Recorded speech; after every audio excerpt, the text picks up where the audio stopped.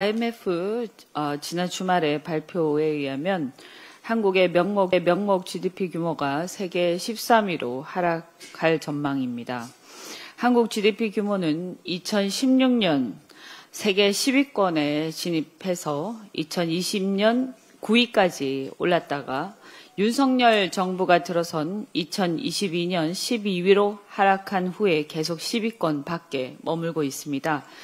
특히 2023년에는 14위까지 하락했습니다. 올해 명목 GDP는 작년보다 감소할 것으로 전망이 되어서 작년 13위던 스페인에 추월당할 것으로 전망하고 있습니다. 지금 우리 경제는 개도국으로 주저앉느냐, 명실공히 선진국으로 확고히 자리 잡느냐 하는 기로에 서 있습니다.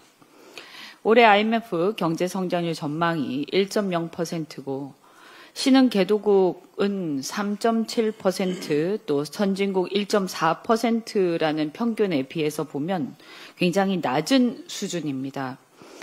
선진국의 평균에 밀릴 정도로 저성장이 심각하다고 판단이 됩니다. 한은이나 JP모건 등 국내외 다른 전망치는 IMF보다 더 비관적입니다. 그래서 이번 추경은 내수 진작뿐만이 아니라 대한민국의 산업 육성, 수출 경쟁력 강화 예산도 포함이 되어 있어서 경기 부양뿐만이 아니라 경제 성장 동력 위한 마중물로서의 추경도 포함하고 있습니다. 예를 들어서 기술 고도화 사업화, 컨설팅 등 산업 위기 지역의 맞춤형 지원 예산, 또 AI 재생에너지 산업 육성 예산, 전력 기자재 등 유망 품목의 수출 산업화 지원 및 대체 시장 발굴 지원 예산, 그리고 한류 박람회 등 마케팅 강화 예산 등이 포함되어 있습니다. 이제 국힘은 전 여당으로서 윤석열 정부의 여당이었던 국힘은 윤석열 정부의 경제 실정에 책임감을 갖고 신속하게 추경에 협조를 해야 할 것입니다. 이렇게 국정과제가 산적한데 국힘 때문에 김민석 총리 후보자의 인준이 늦어지고 있습니다.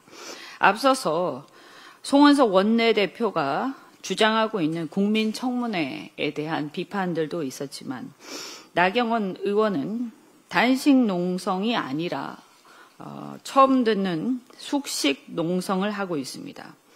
국회 중앙홀에서 김밥 주스 선풍기까지 동원한 웰빙 농성을 하면서 국회 중앙홀에서 세금으로 바캉스를 즐기고 있는 듯한 모습을 보이고 있어서 정말 씁쓸한 상황입니다. 이미 지난주 이틀간의 국회 인사청문회로 김민석 후보자에 대한 의혹은 해소가 되었고 검증은 끝났습니다. 지난주에 인사청문 기간 실시된 여론조사 모두 김민석 총리 후보자에 대한 찬성 여론이 반대 여론보다 우세합니다.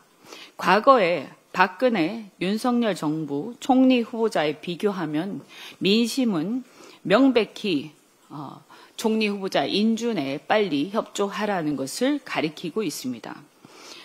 윤석열 박근혜 정부 당시의 총리 후보 여론조사를 보면 한덕수 같은 경우에 적합이 30%, 부적합이 37%, 이왕구 적합 29%, 부적합 41%, 황교안 적합 33%, 부적합 30%, 이런 여론조사들이 상당수 있었습니다.